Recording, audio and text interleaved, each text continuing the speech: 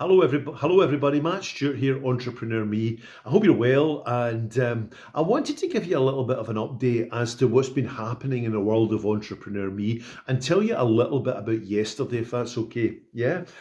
Yesterday I was blessed, starting off the day, meeting with 135 young people who are becoming do-good entrepreneurs. You maybe know the process by now because I talk about it constantly. I give the young people an insight into the world of entrepreneurship.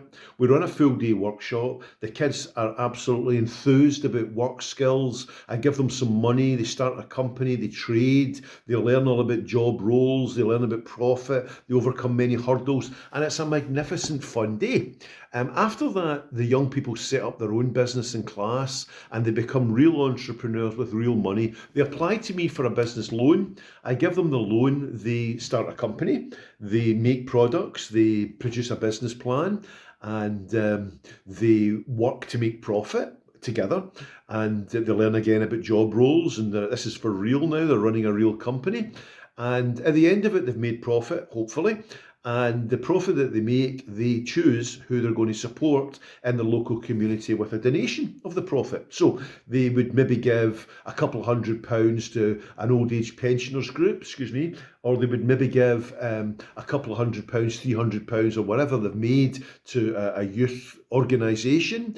It's up to them. They decide what are they going to do with the profit that they're going to make. We call it do-good entrepreneurship. So the young people, they learn about business, they become entrepreneurs, they trade for real. I support them all the way through. They make profit and they practice their kindness in their community by doing good. It's magnificent, yeah?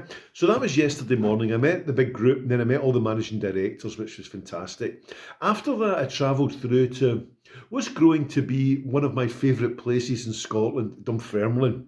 Now, I go to Dunfermline quite a lot, but yesterday was very special. I met up with a young man called Tan, and I'll send you a link to Tan in the comments, but Tan has travelled all the way from Finland to learn more about the great Scottish entrepreneur Andrew Carnegie. And I connected with him through social media and arranged to meet him yesterday, and arranged for a few of my friends to come along and meet him also, so that he could get an insight into Dunfermline and the Carnegie legacy and what Andrew Carnegie means to the town and to all of us. So I met with Tan and we had lunch. We had a nice chat. And you know when you meet somebody for the first time and you just sort of connect with them right away?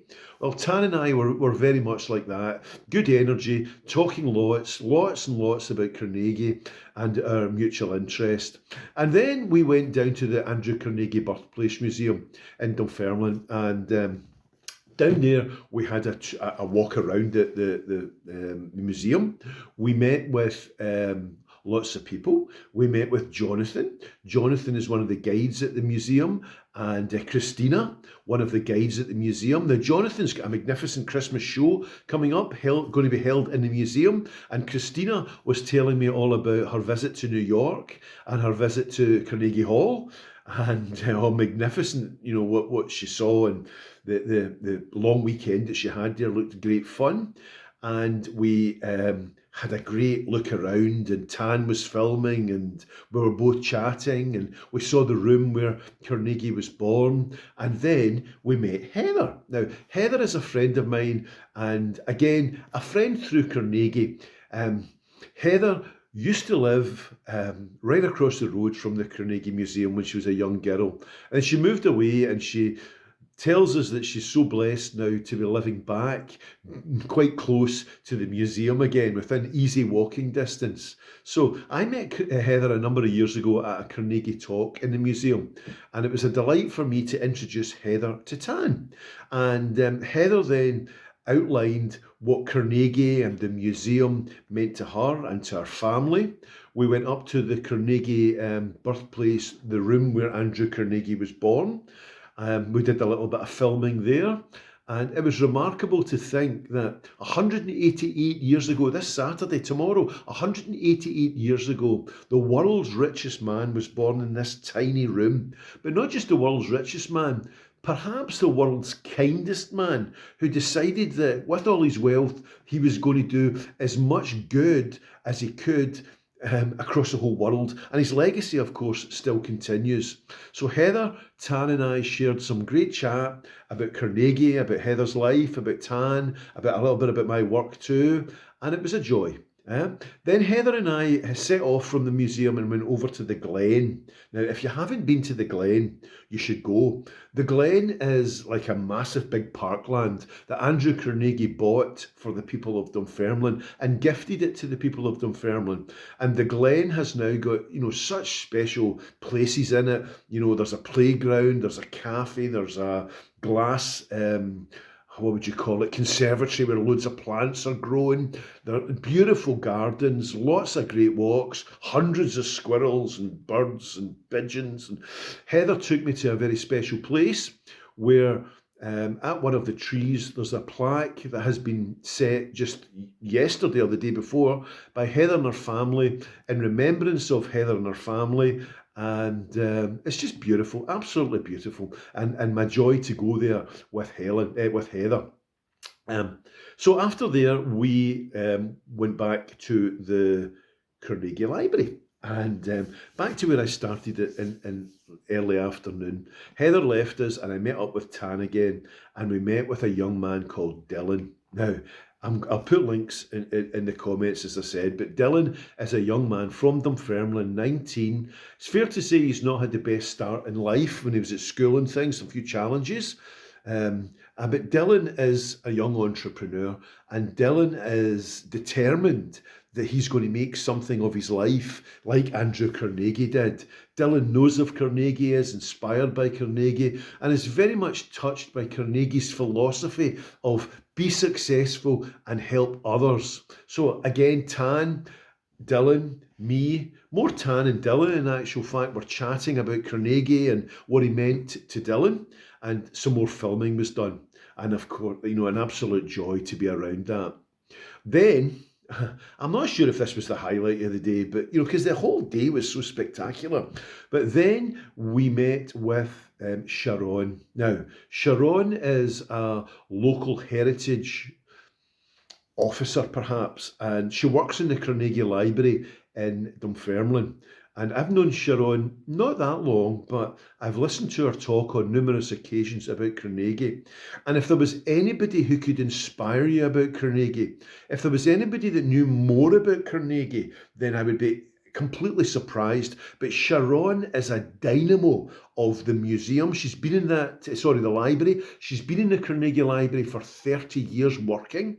And in actual fact, her opening words were that there's not a day goes past that Sharon doesn't come into this library and learn even more. It's such an inspiring space, and Sharon is such an inspiring person. Now, she told Tan and I about the life of Carnegie and how 140 years ago the foundation stone was laid.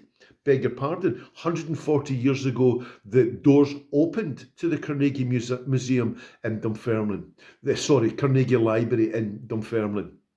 Of course, the very first Carnegie Library in the whole of the world. 2,500 other libraries were opened, but the Carnegie Dunfermline Library was the first. And Sharon gave us great insight into the library, into Carnegie, into his family, into his American connections, into his wealth, and into his desire that he wanted to contribute and to do good to society. So we had some time with Sharon. Tan did some filming again, and it was just a completely blessed day. So if you're out there in the social media world and you follow me on whatever channel you're listening to this on, I would urge you to get to Dunfermline. Get to the Andrew Carnegie Birthplace Museum. It's fantastic. Get to the Glen. Oh man, if you're blessed with a nice, sunny day, even better. But the Glen at all seasons is magnificent. Get to the Carnegie Library in Dunfermline, the world's first. What a magnificent building. Magnificent building. So that was my day yesterday. Entrepreneurship, meeting with kids, meeting with young people who want to make a difference in their community, and then later in the day, meeting with lots of friends who all had the thread of Carnegie, and all the thread of Carnegie that says, I want to contribute better to helping other people too. What a life, what a legacy of Andrew Carnegie. But I hope you get along to Dunfermline. If you do, why don't you give me a call, give me a message. I'll meet you. We'll catch a cuppa and I'll even pay for it. Yeah, be good to see you.